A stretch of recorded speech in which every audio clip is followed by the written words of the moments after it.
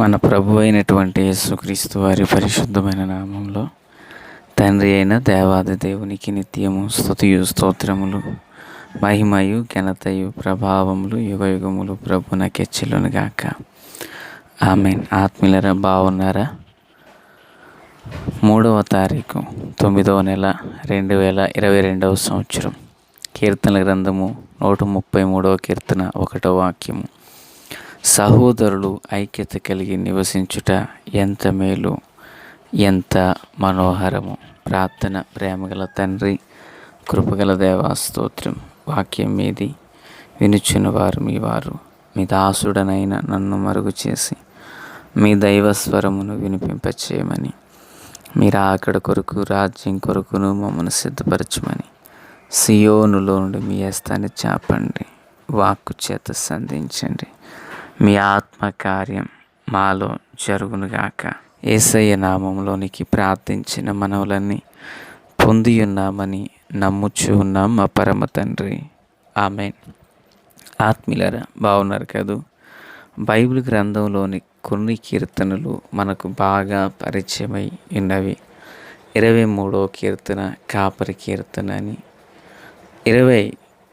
128వ కీర్తన కుటుంబ కీర్తన అని. ప్రియులారా, మనకు ఎరిగిన వారము ఈ 133వ కీర్తన ఐక్యత = ఆశీర్వాదపు కీర్తన. ఈరోజు మనం ధ్యానించేటువంటి అంశం ఐక్యత. ఐక్యత ఎక్కడ ఉంటుందో దాని ఆశీర్వాదం అచ్చటనే ఉంటుంది. ఈ కీర్తన యందు 3 వచనములు ఉన్నవి. చూడండి, ఈ కీర్తన మొదటిలో సహోదరులు అని ఆరంభమైంది. అయితే దీని ముగింపులో, ఈ 3వ వచనపు ముగింపులో యెహోవా అనగా మనుషునితో ఆరంభమైనది మహిమగల దేవునితో ముగిస్తుంది. ఇక 2 ఐక్యతతో ఆరంభించబడి పిల్లల చివరి వచనంలో ఆశీర్వాదం అని చూస్తాం. ఐక్యత = ఆశీర్వాదం. మనం నేర్చుకునే అంశం కూడా అదే, ఆశీర్వాదం. ఇక 3వ విషయం, సహోదరులు ఐక్యత కలిగి నివసించుట అనే పదాన్ని చూస్తాం మొదట్లో. చివరి వచనంలో అచ్చట ఆశీర్వాదమును శాశ్వత జీవమును ఉండవలెనని యెహోవా సెలవిస్తున్నాడు అనే విషయాన్ని చూస్తున్నాను. ఇక 4వ విషయం ఏంటంటే, సియోను కొండల మీదకు దిగివచ్చు. సియోను కొండ మీదకి మంచు దిగొచ్చింది. అయితే ఆ కొండకు ప్రతిగా మరో పదాన్ని నేను చూస్తుంటే, అహరోను తల మీదుగా పోయబడి సియోను కొండ మీదకి సియోను కొండ ఎత్తైనది, అహరోను తల రెండింటికి పోలిక. తర్వాత ఇంకేం చూస్తున్నాం? హెర్మోను మంచు, అభిషేక తైలం. ప్రియులారా, ఇలాగ శ్రేష్టమైన కొన్ని జంట పదాలు ఈ కీర్తనలో కనపడుతున్నాయి.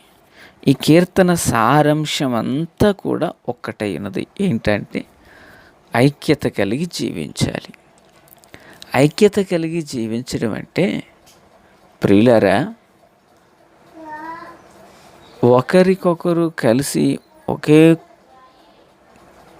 ఇంట్లో ఉంటూ ఒకే కుండలో భోజనాన్ని వండుకొని తింటున్నటువంటిది ఐక్యత కాదు.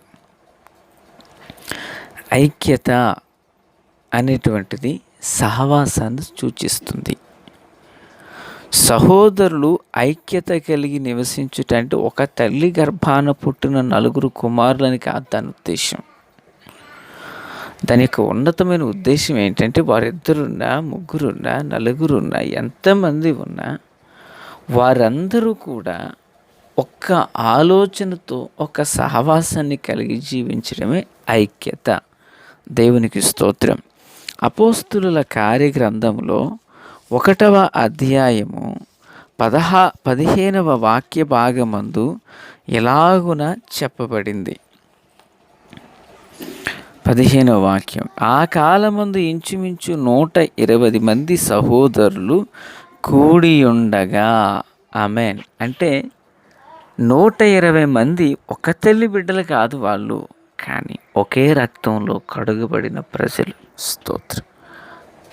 సంఘము అనేది క్రీస్తు శరీరములో జన్మించిన ప్రతి ఒక్కరూ ఐక్యత కలిగి ఉంటే, తల్లి గర్భాన పుట్టినటువంటి వారు కూడా ఐక్యత కలిగి ఉంటారు. స్తోత్రం. సంఘములో ఉన్న ఐక్యత సంఘానికి దీవెన తెస్తుంది. కుటుంబములో ఉన్న ఐక్యత కుటుంబానికి ఆశీర్వాదాన్ని తెస్తుంది. ఆత్మీయులారా, ఈ ఐక్యత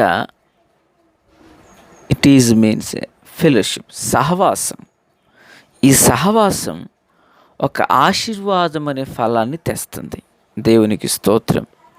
సహోదరులు ఐక్యత కలిగి నివసించుట అది ఎంత మేలు, ఎంత మనోహరము. అది అహరోను తల మీదుగా పోయబడి అతని అంగీల అంచు వరకు దిగజారిన పరిమళ తైలము వలె ఉండును.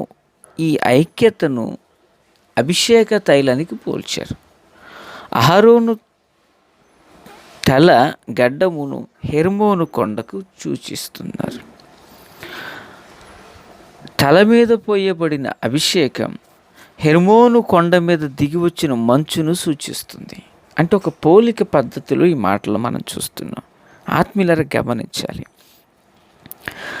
అభిషేక తైలము ఒక యాజకుని తల మీద వేయబడినప్పుడు ఆ యాజకుడు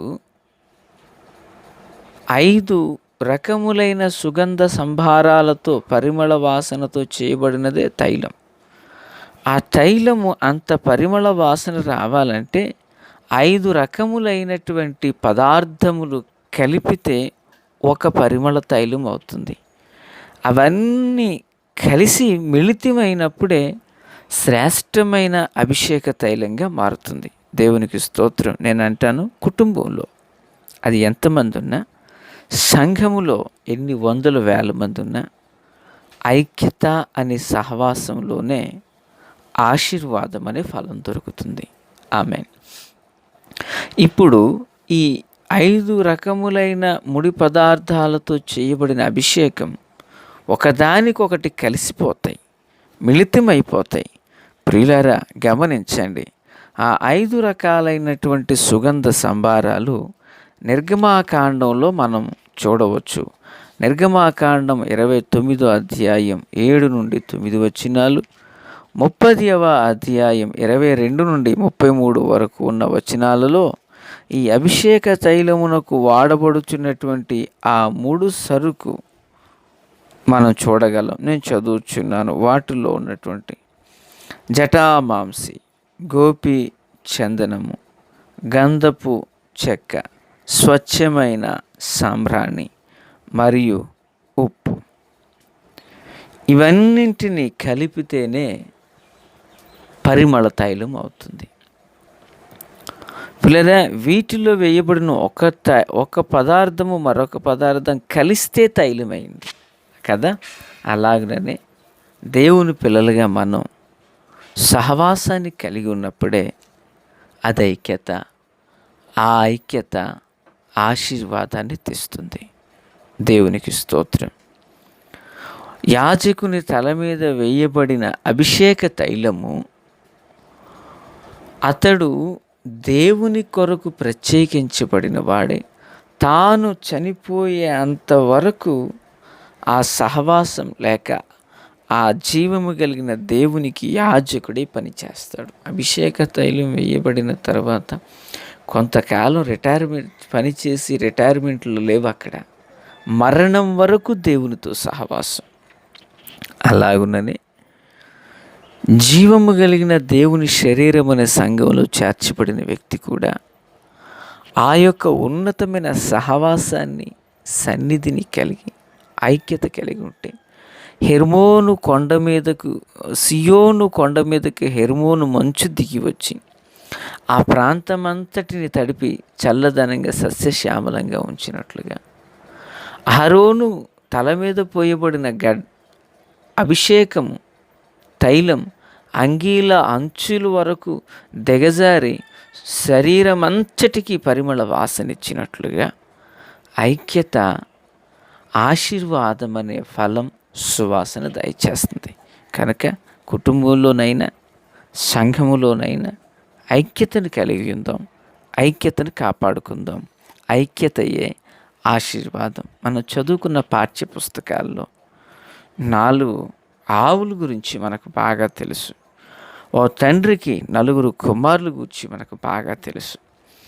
4 ఆవులు మేతకి వెళ్ళి వస్తూ ఉండేవి. అవి ఎప్పుడైతే వాటి యొక్క ఐక్యతను కోల్పోయాయో పులిరాజు వాటిని మొత్తం తినివేశాడు. ఓ తండ్రి 4 కుమారుల కథలో కూడా ఆ తండ్రి ఒక్కొక్కరు కట్టెలు ఇచ్చినప్పుడు విరిచివేశారు. మోపెడు పుల్లలు ఇచ్చినప్పుడు ఎవరు విరవలేకపోయారు. ఐక్యత బలంగా ఉంటుంది. ఐక్యత ఆశీర్వాదకరంగా ఉంటుంది. ఐక్యత దీవెనకరంగా ఉంటుంది. ఆ కృపతో దేవుడు మనల్ని దీవించును గాక. తండ్రి దేవా స్తోత్రం. వర్తమానం అందరూ హృదయాల్లో ఫలభరితం చేసి మీ గొప్ప కార్యం చేయండి. యేసు నామములో ఆమేన్.